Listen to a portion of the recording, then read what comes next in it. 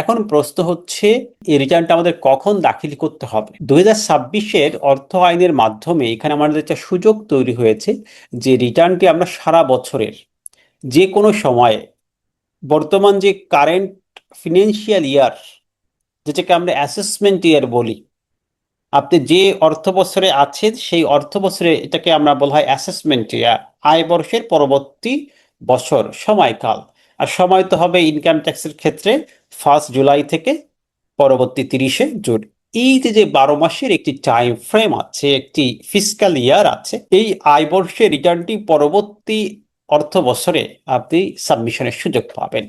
যেমন এখন আমাদের 2026-27 অর্থ বছর 26 and 27, তাহলে এই যে 26-27 যে অর্থ বছরটা আছে এই অর্থ বছরের মধ্যে, অর্থাৎ 30 জুন 2027 পর্যন্ত কিন্তু আমাদের রিটার্ন দাখিলের সময় 30 জুন 2027 পর্যন্ত। এখানে আমাদের ছাড়েরও বিষয় আছে, আবার কিছু জরিমানার বিষয় আছে। আমরা যদি 1 জুলাই থেকে 30 সেপ্টেম্বর রিটার্ন সাবমিট করি তাহলে আমরা সেখানে 173 ধারায় যে ট্যাক্সটি হবে, 173 ধারার ট্যাক্স অর্থ কি, ট্যাক্স পেইড উইথ রিটার্ন, রিটার্নের সাথে যে ট্যাক্সটি হবে সেখান থেকে আমরা 5% ইনসেন্টিভ পাবো, অথবা 25,000 যেটা কম, দুইয়ের মধ্যে যেটা কম এটা আমরা কি পাবো, ইনসেন্টিভ পাবো। যেমন ধরেন আমি একটা এক্সাম্পল দিয়ে বুঝাই দিই। জনাব রহিম সাহেব তিনি কি করলেন, আপনার একটা ক্লায়েন্ট, তিনি এই টাইমের মধ্যে ধরেন অগস্টে রিটার্ন সাবমিট করে দিলেন, এই মাসেই তিনি রিটার্ন সাবমিট করলেন।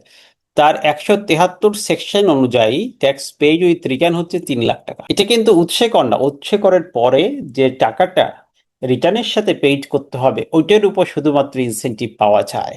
যদি আপনি উৎসে কর আগে পে করে থাকেন, অ্যাডভান্স ট্যাক্স পে করে থাকেন, এটার উপর কিন্তু আপনার ইনসেন্টিভটা কাজ করবে না, এটা মনে রাখতে হবে।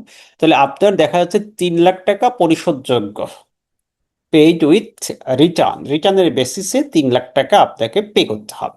এই 3 লাখ টাকার আপনি 5% অর্থাৎ 15,000 টাকা, আর সর্বোচ্চ সীমা হচ্ছে 25,000 টাকা। 3 লাখের 5% ক্যালকুলেট করলেন, তাহলে 15,000, আর সর্বোচ্চ হচ্ছে 25,000। এই দুইটির মধ্যে যেটা কম এটা আপনার লাইবিলিটি কমিয়ে দিবে। তার মানে এখানে 15,000 টাকা আপনি ছাড় পাবেন। তাহলে 30,000 থেকে 15,000 বাদ দেওয়ার পরে আর বাকি 2,85,000 টাকা আপনার জমা দিতে হবে। এই টাইমলি দেওয়ার কারণে এখানে আপনার এই 15,000 টাকা ট্যাক্স রিডিউস হলো, ট্যাক্স ইনসেন্টিভ আপনি পেলেন। এটা সমস্ত ছাড় বাদ দেওয়ার পরেও এই ধরনের ঘটনা আপনার কাছে ঘটে। আশা করি এই বিষয়টা ক্লিয়ার হয়েছে। তাহলে আপনি করদাতাদেরকে বলবেন যে আপনাদের এই একটি ইনসেন্টিভ থাকায় আপনারা দ্রুত সময়ের মধ্যে আপনাদের রিটার্নটি সাবমিশন করেন, তাহলে আপনি এই সুযোগটি পেয়ে যাচ্ছেন। 15,000 তো কম না, এটাও তো একটা ছাড় দেওয়া হলো আইনগতভাবে। এই বিষয়টি আমাদের আসছে এই বছরের ফার্স্ট। ফাইন্যান্স অ্যাক্টের বিষয়টি হচ্ছে, অর্থ আইনটি হয় প্রতি বছরে, এটা পাশ হয়, প্রথমত একটি অর্থ বিল হয়, এরপর অর্থ বিলটা সংসদে এটা আলোচিত হয়, এটা এনবিআর করে না। অর্থ আইন কখনো এনবিআর করে না, সংসদে আলোচনা হয়, আলোচনা হওয়ার পরে এই বিলটা পাশ হয়ে যায়, পাশ হলে অর্থ আইন হয়, এটা পরবর্তী 1 জুলাই এটা কার্যকর হয়। ঠিক আছে। আর এই আইন হয়ে যাওয়ার পরে তখন আবার এসআরও জারি করে এনবিআর চেঞ্জ করতে পারবে। সেকেন্ড যে রিটার্নটি আছে সেখানে কিন্তু আমাদের কোনো ইনসেন্টিভ নাই, আমরা নিরপেক্ষ আছে, অর্থাৎ 1 অক্টোবর থেকে 31 ডিসেম্বরের মধ্যে আমাদের যদি ট্যাক্স 4.5 লাখ আসে এটাই পে করতে হবে, এখানে আমাদের কোনো বেনিফিটের সুযোগ নাই, কোনো বেনিফিট নাই। তাহলে এখানে আমরা দ্বিতীয় যে কোয়ার্টার, এই কোয়ার্টারে দেখলাম, এখানে একটা কেস স্টাডির মাধ্যমে দেখাচ্ছি যে জনাব রহিম সাহেব তিনি ধরেন আপনার নভেম্বরে রিটার্ন দিচ্ছেন। আগের যে সিস্টেম ছিল নভেম্বরের মধ্যে রিটার্ন দেওয়া, তিনি চিন্তা করছেন যে আমার রিটার্ন নভেম্বরে দিলেই হবে, তিনি নভেম্বরে রিটার্ন দিচ্ছেন। তখন তার কি হবে, ওই যে যে আগের ব্যক্তি 15,000 টাকা ট্যাক্স ছাড় পেয়েছিল, তার ট্যাক্স আসছিল 4.5 লাখ টাকা, তাহলে এখানে তিনি 4.5 লাখ টাকায় তো ট্যাক্স ছাড় পেতেন 5%, অথবা আবার 25,000, তাহলে এখানে তিনি 22,000 অর্থাৎ 22,500 মতো তিনি ট্যাক্স ছাড় পেতেন। কিন্তু যেহেতু সে সেপ্টেম্বরের পরে সাবমিশন করছেন, এজন্য তাকে কোনো ছাড় দেওয়া হবে না, তিনি এই 4.5 লাখ টাকাই ট্যাক্স পেড করবেন।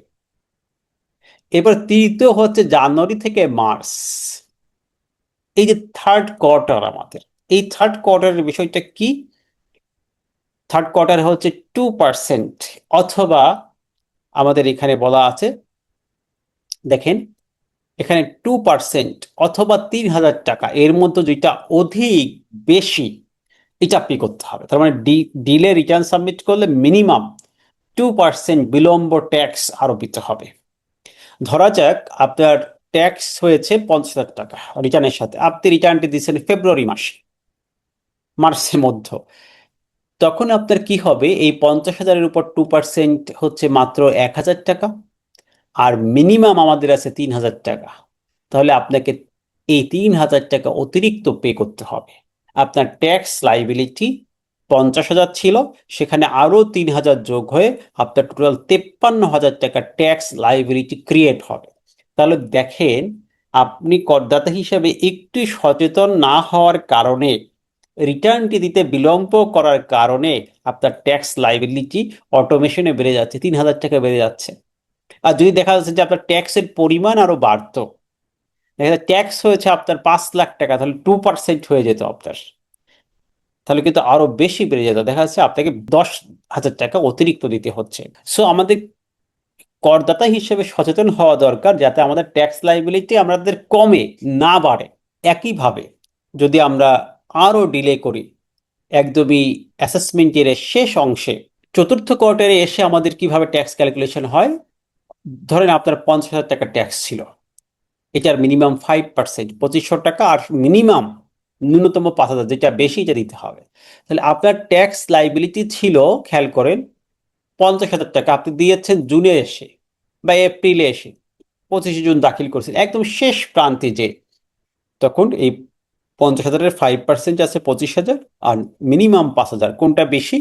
5,000 বেশি, এটা আপনাকে পে করতে হবে। তাহলে আপনার ট্যাক্স লাইবিলিটি বেড়ে যাচ্ছে 50,000 প্লাস 5,000, 55,000 টাকা আপনার ট্যাক্স বেড়ে যাচ্ছে। 5,000 টাকা অটোমেশনে বেড়ে যাচ্ছে, তাহলে আপনাকে এখন 55,000 টাকা ট্যাক্স পে করতে হচ্ছে। যদি দেখা যায় ভিন্ন ঘটনা, যে আপনার ট্যাক্স লাইবিলিটি বেশি, ট্যাক্স লাইবিলিটি হচ্ছে 6,00,000 টাকা, এবং আপনি এপ্রিলে জমা দিচ্ছেন, তখন কি ঘটনা ঘটবে? তখন এই 6,00,000-এর 5% 30,000 টাকা, এবং 5,000, এর মধ্যে কোনটা বেশি? তাহলে বেশি হচ্ছে 30,000 টাকা।